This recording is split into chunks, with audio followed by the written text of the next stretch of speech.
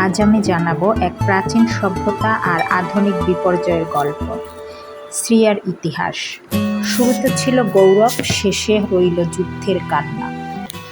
Syria মধ্যপ্রাচ্যের একটি দেশ, যার ইতিহাস হাজার হাজার বছরের পুরানো।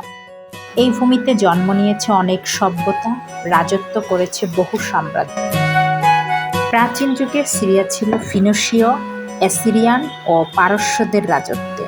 পরে আসে আলেকজান্ডার দ্য গ্রেট এবং তারপর রোমানরা।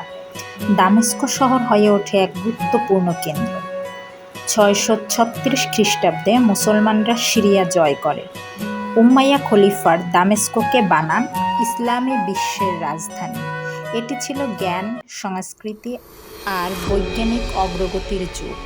তারপর আসে মঙ্গল, মামলুক এবং অটোমান শাসন।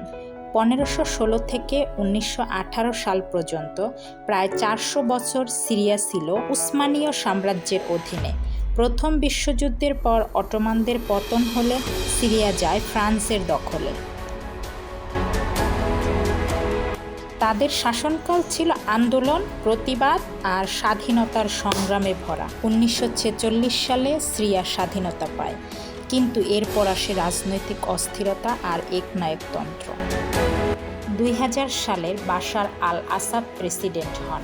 প্রথমে জনগণের আশা ছিল পরিবর্তনে, কিন্তু তার শাসন হয় কঠোর। 2011 সালে শুরু হয় সিরিয়ার গৃহযুদ্ধ। বিক্ষোভ থেকে ছড়িয়ে পড়ে ভয়াবহ সংঘাতে। সরকার, বিদ্রোহী, আইএস, কুর্দি গোষ্ঠী আর বড় বড় বিদেশি শক্তি জড়িয়ে পড়ে এই যুদ্ধে। লাখো লাখো মানুষ মারা যায়, কোটি মানুষ ঘরছাড়া হয়। দামেস্ক শহর থেকে আলেপ্পো শহর পর্যন্ত সব ধ্বংসস্তূপে পরিণত হয়। সিরিয়ার ইতিহাস আমাদের শেখায়, শান্তি হারালে সভ্যতাও হারিয়ে যায়। বর্তমানে দেশটি যুদ্ধ ও সংকটে জর্জরিত, তবে সিরিয়ার জনগণ এখনও আশা ধরে রাখে, শান্তি, স্বাধীনতা আর নতুন সূর্যোদয়ের।